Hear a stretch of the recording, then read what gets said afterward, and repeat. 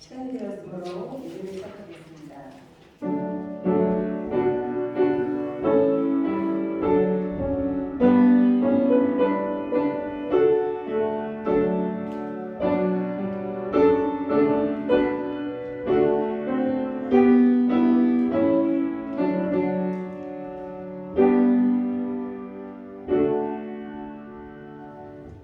참 사랑이 많으신 하나님 아버지, 거룩한 믿음에 우리를 세워주시고 이 시간 이 자리에 서서 기도할 수 있도록 인도하여 주신 은혜에 감사를 드립니다. 하나님, 이번 주일은 종려주일입니다. 예수 그리스도께서 우리를 사랑하사 우리를 십자가에 달리신 그의 생을 기억해 봅니다. 우리는 한없이 죄를 짓는 독한 죄인들임에도 불구하고 주님의 사랑으로 말미암아 이 자리에 나아올 수 있었음을 고백합니다. 이 시간은 성도들도 예수님처럼 겸손과 순종의 삶을 우리의 삶 가운데서 이루어가 하나님 기뻐 받으시는 삶을 살아갈 수 있도록 다짐하고 결단하는 시간이 되게 하여 주옵소서. 그리고 주님의 은혜와 인도에 따라 우리가 선하고 옳은 길을 거둘 수 있기를 원합니다. 우리의 마음을 온전히 주님께 맡기며 주님의 뜻대로 살아갈 수 있는 힘과 용기를 주옵소서. 또한 우리 주위에 있는 이웃과 가족, 친구들을 위해서도 기도합니다. 주님의 사랑과 은혜가 그들과 함께하여 모두가 평안하고 행복한 삶을 살아갈 수 있기를 기원합니다. 더불어 선교사님들을 위하여 기도합니다. 주님의 복음을 전하는 선교 선생님들을 위해 강건함을 허락하여 주시고 낯선 땅에서도 어려움이 닥쳐도 그를 헤쳐나갈 지혜와 사랑을 더하여 주시옵소서. 이 모든 말씀은 우리를 사랑하사 우리를 죄악에서 구원하여 주신 예수님 이름으로 기도드립니다. 성경 공독은 마태복음 26장 36절로 46절 말씀입니다. 마태복음 26장 36절로 46절 말씀. 제가 한 절, 여러분들이 한 절 공독하시겠습니다. 이에 예수께서 제자들과 함께 겟세마네라 하는 곳에 이르러 제자들에게 이르시되 내가 저기 가서 기도할 동안에 너희는 여기 앉아 있으라 하시고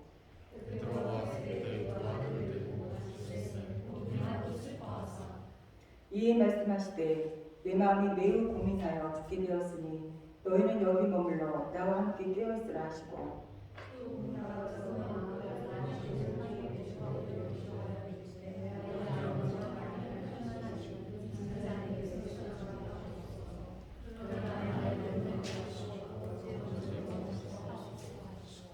제자들에게 오사 그 자는 것을 보시고 베드로에게 말씀하시되 너희가 나와 함께 한 시간도 이렇게 깨어 있을 수 없더냐.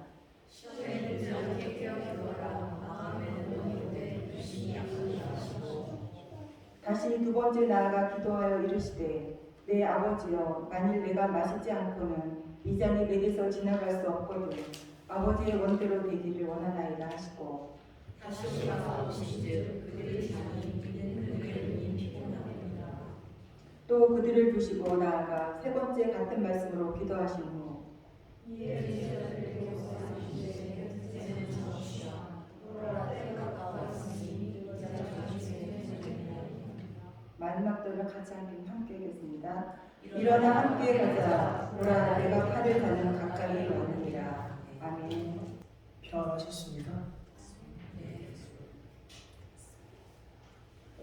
오래전에 한국에서 영화로 만들어져서 상영이 되려다가 기독교계에서 하도 반대를 하는 바람에 상영이 취소됐던 영화가 있습니다. 니코스 카잔카스키가 썼던 그 그리스도 최후의 유혹이라고 하는 책인데 그 책이 오늘 설교의 한 10%를 차지합니다. 좀 긴데 그 책에 나오는 내용인데 한번 좀 들어보시기 바랍니다. 희생의 절정인 십자가로 그리고 비실제성의 정상인 신에게로 오르기 위해서 그리스도는 투쟁하는 인간이 거치는 모든 과정을 거쳤다. 그렇기 때문에 그가 겪은 고통이 우리에게 그토록 생생하며 그렇기 때문에 우리는 그것을 함께 나누고 그리스도가 거둔 최후의 승리가 마치 우리 자신이 미래에 거둘 승리처럼 여겨진다. 그리스도의 본질에서 심오하게 인간적인 그 부분이 우리로 하여금 마치 우리 자신처럼 그리스도를 이해하고 사랑하고 그의 순환을 추구하게끔 도와준다. 만일 마음속에 이런 따스하고 인간적인 요소를 지니지 않았다면 그리스도는 그런 부드러움과 안도감으로 우리의 마음에 미르지 못했을 터이고 절대로 우리의 삶을 위한 귀감이 되지 못했으리라. 우리는 그리스도 또한 투쟁하고 있음을 알며 거기에서 우리는 힘을 얻는다. 그리스도가 곁에서 같이 싸워주기 때문에 우리는 세상에서 홀로가 아니면 한다. 그리스도의 생애에서는 모든 순간이 갈등이요 승리이다. 그는 단순한 인간적 쾌락에 따른 불가항력의 유혹을 정복했고 끊임없이 육체를 영혼으로 성별시키며 여러 유혹의 정욕을 통해 승화했다. 골고타의 정상에 오른 다음 그는 다시 십자가에 올랐다. 하지만 거기서도 그의 투쟁은 끝나지 않았다. 최후의 유혹이 십자가 꼭대기에서 그를 기다렸다. 십자가에 매달린 이의 희미해진 눈앞에 순간적인 성감을 타고 악한 자의 훈련이 평화롭고 행복한 삶의 거짓된 환상을 펼쳐 보여주었다. 그리스도는 그가 사람들이 걷는 평탄하고도 편한 길을 따라왔다고 상상했다. 그는 결혼하고 아이를 낳았다. 사람들은 그를 사랑하고 존경했다. 이제 노인이 된 그의 집 문 앞에 나와 앉아서 젊은 시절에 그가 품었던 열망을 회상하고는 만족스럽게 미소를 지었다. 인간의 길을 선택했음이 그에게 얼마나 현명하고 화려한 행동이었던가. 세상 사람들을 구원하려고 했다니 그것이 얼마나 미친 짓이었다. 고난과 아픔과 십자가를 면했다는 벅찬 기쁨.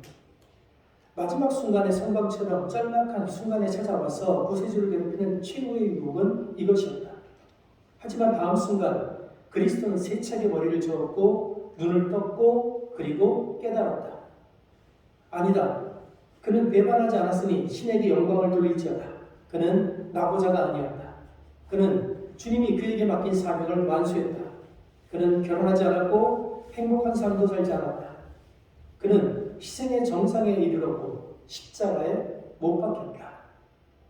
만족스럽게 그는 눈을 감았다. 그러나 웅장한 승리의 함성이 터져 나왔으니 뜻이 이루어졌다. 다시 말하면 나는 할 바를 다 했고 나는 십자가에 못 박히고 나는 유혹에 빠지지 않았으니.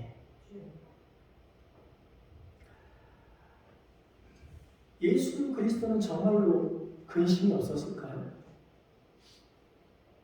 예수 그리스도는 정말로 이 땅을 살면서 갈등이 없었을까요? 우린 그렇게 생각하고 싶어 해요.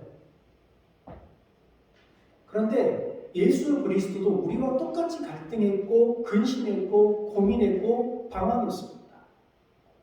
다만 끝까지 포기하지 않고 견뎌냈고 이겨냈을 뿐입니다. 성경은 예수께서 근심과 번민에 쌓여 그들에게 지금 내 마음이 괴로워 죽을 지경이니 너희는 여기 남아서 나와 함께 깨어있으라. 내 마음이 괴로워 죽을 지경이니. 지금 이 겟세마네의 밤이 지나면 제자들은 예수님을 버리고 떠날 겁니다. 예수님은 제자들에게 그리고 사람들에게 버림받아서 외로울 것이고 사람들에게 고통받을 겁니다. 예수님은 군중과 군인들에게 폭행당하고 비웃음당하고 뺨맞고 그리고 손과 발에 못이 막힌 채 십자가에 달릴 겁니다. 그런데 이 모든 고통보다 예수님을 더 힘들게 하는 게 있었습니다. 그건 십자가의 불확실성이었습니다. 예수님은 당신이 십자가에 달려야 한다는 것만 알 뿐 당신이 십자가에 달려서 죽고 난 후에 어떤 일이 일어날 것인지 알지 못하고 있었습니다. 그래서 예수님은 이 십자가에 대해서 하나님께 여러 가지를 물어보고 싶었던 겁니다. 하나님, 정말로 내가 이 십자가라고 하는 잔을 마셔야만 하는 겁니까? 정말로 내가 십자가에 달려서 죽기만 하면 하나님의 뜻이 이루어지는 겁니까? 십자가 외에는 다른 방법이 정말 없습니까? 이게 전부 인류의 생명을 살리고자 하는 일인데 나도 살고 인류도 살 수 있는 다른 방법은 없습니까? 주님, 꼭 이래야만 합니까? 이런 끝없는 회의와 두려움이 예수님에게 범위를 더했던 겁니다. 그 헤아려본 믿음이라고 하는 책이 하나 있습니다. 이 책이 이런 내용이 나옵니다. 자라면서 나의 가장 큰 두려움은 내가 하나님을 찾았는데 어른들이 말하는 것만큼 하나님이 위대하지도 선하지도 않은 걸 증명하는 어떤 끔찍하고 입에 담을 수 없는 사실을 우연히 발견하면 어쩌나 하는 것입니다. 어떤 때는 잠에서 깨어 입에 담을 수도 없는 사실을 발견하고는 하나님이 기도를 들으시기는 하는 건지 아니면 다른 일을 하느라 바쁜지 궁금했다. 어떤 때는 그분이 계시기는 하는 건지 의심스러웠다.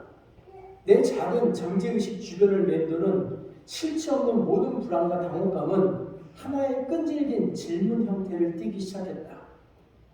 만약 내 믿음이 틀린 거라면 이 질문이 어린 나의 믿음을 무너뜨리지는 못했지만 신발 속에 들어있는 돌멩이처럼 불편하게 마음에 남았다.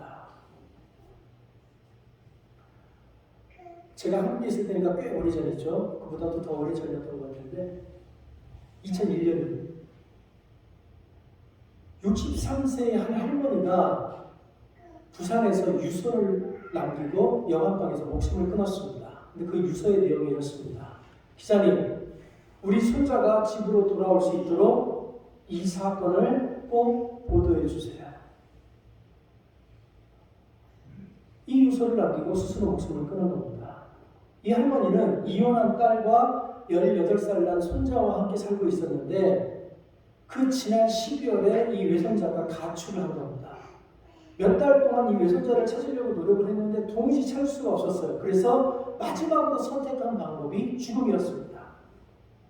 할머니가 죽었다는 소문이 나면 혹시라도 이 외손자가 집으로 돌아올까 해서 스스로 목숨을 끊은 겁니다. 사람이 자신의 목숨을 끊을 때까지 얼마나 많은 번민과 고뇌가 있었겠습니까? 이 할머니도 끊임없이 생각했을 겁니다. 이 길밖에 없는가? 내가 죽어야만 손자가 들어오는가? 그러나 그것도 불투명한 길이었습니다. 그러나 하나님이 이 할머니가 선택할 수 있는 유일한 길은 당신 자신을 죽이는 것 외에 없었습니다. 오늘 밤 겟세마네에서 우리 주님도 이 할머니와 같은 번민을 가지고 있습니다. 지난 3년 동안 예수님의 삶에는 아주 많은 변화가 있었습니다. 당시 있었던 많은 종교 지도자들과 달리 예수님은 병자를 고치셨고 배고픈 자들을 먹이셨고 그리고 귀신을 내쫓으셨고 많은 이적을 베풀었습니다. 이로 인해서 예수를 따르는 수많은 추종자들이 생겼습니다. 이대로 몇 년만 더 한다면 더 많은 사람들을 구원할 수 있을 거고 더 큰 일을 할 수 있을 겁니다. 그런데 갑자기 예수님에게 네가 십자가에 달려야 하겠다라고 하는 명령이 떨어진 겁니다. 그 십자가를 앞에 두고 예수님이 지금 번민하고 있는 겁니다. 예수님의 마음에 질문이 생기는 겁니다. 정말 내가 죽으면 인류를 구원할 수 있을까? 아니 왜 죄에 빠져있고 사망할 이 인류를 위해서 이 백성을 구원하기 위해서 내가 죽어야만 하는 걸까? 왜 이 백성을 죽음으로 내모는 바리새인이나 사두개인들 율법학자가 아니라 내가 죽어야만 하는가? 온갖 종교적 위선을 떠는 종교자들, 종교 지도자들의 손에 죽는 것이 정말로 이 백성을 자유롭게 하는 것인가? 예수님은 지금 이 불투명한 미래 때문에 고민하고 있는 겁니다. 예수님이 십자가에 달려 죽는다 해서 모든 문제가 해결될 것이라고 하는 보장이 없습니다. 잘못하면 예수님이 지난 3년간 해왔던 모든 일들이 허사로 돌아갈 수도 있습니다. 그래서 이것 때문에 이런 갈등과 고민 때문에 너무 힘들었던 예수님이 제자들에게 내 마음이 괴로워 죽을 지경이니 내 마음이 괴로워 죽을 지경이니 마태복음은요 내가 저기 가서 기도할 동안에 너희는 여기 앉아 있으라 또 너희는 여기 머물러 나와 함께 깨어 있으라 그리고 마지막에 너희가 나와 함께 1시간도 이렇게 깨어 있을 수 없더냐 예수님은 지금 너무 간절한 거예요. 그래서 제자들에게 계속해서 지속적으로 나와 함께 깨어 있으라. 나를 위해 기도를 좀 해달라. 그런데 제자들은 자는 것 외에는 할 줄 아는 게 없었어요. 근데요, 제자들이 자는 것보다 예수님을 더 힘들게 하는 게 있었습니다. 하나님의 침묵이었어요. 이 겟세마네 동산에서 하나님이 예수님의 말씀에 단 한마디도 대답하지 않으십니다. 지난 3년간 예수님이 살아오신 그 33년간 예수님은 언제나 친근하게 예수님과 대화를 나누셨어요. 그런데 하나님이 이 겟세마네에서 갑자기 침묵하십니다. 예수님께서 반복해서 하나님께 기도하는데 아버지 하실 수만 있거든 이 잔을 내게서 옮겨주십시오. 그런데 하나님이 대답하지 않았어요. 단 한 번도 단 한마디에 대답하지 않으십니다. 그렇게 다정했던 아버지가 갑자기 침묵하고 그 목소리를 들려주지 않습니다. 아픈 자를 고치고 귀신 들린 자를 치유할 때 힘차게 역사하셨던 하나님의 음성이 이 밤에는 들리지 않습니다. 매 순간 그렇게 다정하고 친근하게 다가오셨던 그 하나님이 지금은 어디에도 존재하지 않는 것처럼 침묵만 지키고 있습니다. 이 하나님의 침묵 때문에 예수님은 다시 한번 절망하고 있습니다. 예수님은 당신의 반복되는 기도가 거절되고 나서야 그저 깊은 절망 가운데서 이 잔이 내게서 지나갈 수 없거든 아버지의 원대로 하옵소서. 하나님께서 당신을 버렸다는 것, 하나님께서 당신에게 더 이상 흥미가 없다는 것, 하나님께서 당신을 더 이상 사랑하지 않는다고 하는 것, 그것을 처절하게 깨닫고 난 후에 하신 말씀이 이 잔이 내게서 지날 수 없거든 아버지의 원대로 되기를 원합니다. 그렇게 불확실한 미래 가운데로 당신을 던진 겁니다. 그러나 당신의 원대로 되기를 원합니다 라고 기도하는 그 순간에도 예수님은 마음속으로 아주 간절하게 하나님께 소리지르고 있었을 겁니다. 아버지, 된다 안 된다 한마디만 해주십시오. 딱 한마디만 해주면 그것이 내게 위로가 될 것 같습니다. 딱 한마디만 해주면 나는 기꺼이 죽을 준비가 되어 있습니다. 그러니 깊은 침묵만은 좀 걷어주십시오. 그러나 하나님은 계속해서 침묵하셨습니다. 오늘 겟세마네에는 하늘로부터 오는 어떤 지지도 도움도 보증도 없습니다. 그럼에도 우리는 다 잘 될 것이라고 하나님이 도우실 것이라고 기대합니다.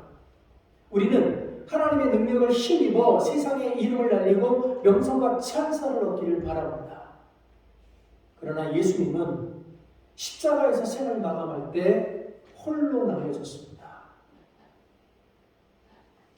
십자가에 홀로 남겨졌던 그 예수님이 세상을 살아가야 하는 우리에게 이렇게 말씀하십니다. 사람들이 나를 박해하였은즉 너희도 박해할 것이요. 예수님이 우리에게 하시는 이 말씀 너무 이상합니다. 보통 종교는 사람들에게 편안하고 안락한 삶을 약속합니다. 그런데 예수님은 그러지 않습니다. 예수님은 오히려 우리가 박해받을 것이고 십자가를 지고 가야 한다고 말합니다. 십자가에 달린 예수님을 사람들은 조롱했습니다. 그가 남을 구원하였을 때 자기는 구원할 수 없도다. 그가 이스라엘의 왕이로다. 지금은 십자가에서 내려올지어다. 그리하면 우리가 믿겠는가? 제가 언제 이 말씀 한번 드렸어요. 정말 예수님을 이해할 수 없는 부분입니다. 온 인류를 위해서 십자가를 지고 지금 죽어가고 계셔요. 근데 사람들이 그 밑에서 네가 너 스스로도 구원을 못하는구나. 네가 정말로 이스라엘의 왕이면 좀 내려와 봐라. 그럼 어떻게 해야 돼요? 내려와야죠. 일단 십자가에서 내려와서 그 건방진 말을 하는 인간들 딸이라도 딱 때려주고 다시 십자가에 올라가서 돌아가시면 되죠. 그만한 능력은 있으시죠. 근데 안 그러세요. 그 그 고난 저주를 다 받으십니다. 예수님께서 걸으셨던 그 길을 지금 헤나가 걷고 있습니다.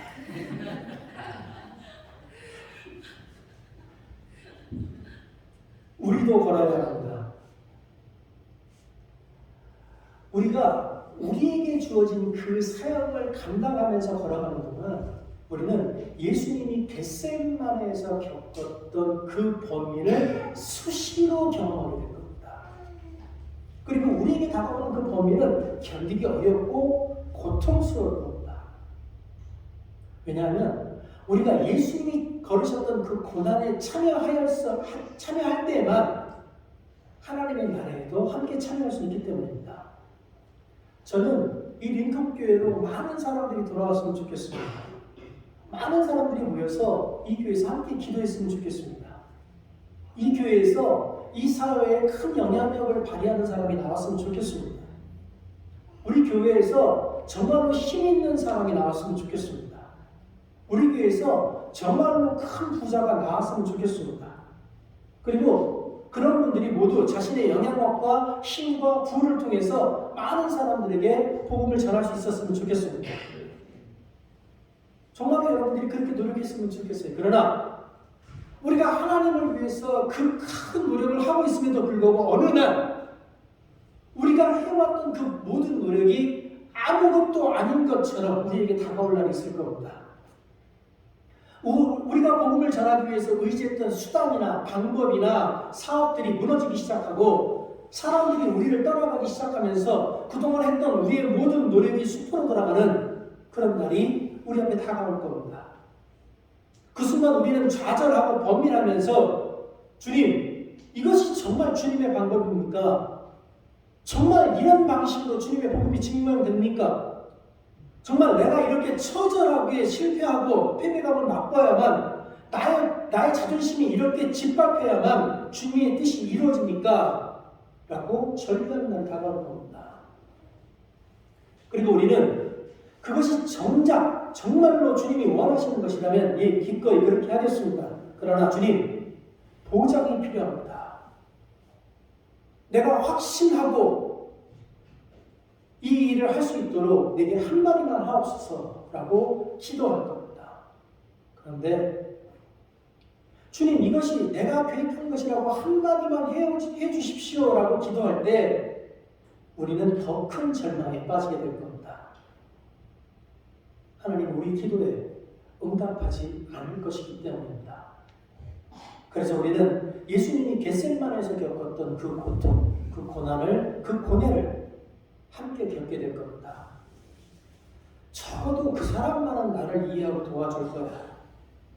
그 사람만은 나와 함께 이 고통에 참여해 줄 거야 라고 믿었던 사람들이 배신하는 것을 경험하게 될 겁니다.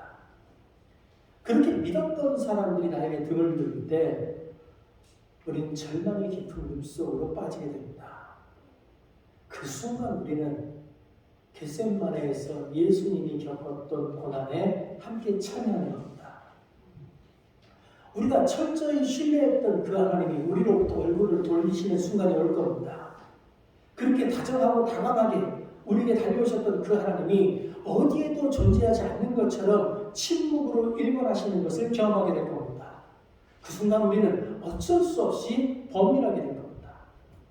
하나님의 침묵이 너무 힘들어서 주님 좀 일어나십시오. 주님 좀 일어나시죠. 내게서 얼굴을 돌리지 마십시오. 내게 단 한마디만 해주십시오.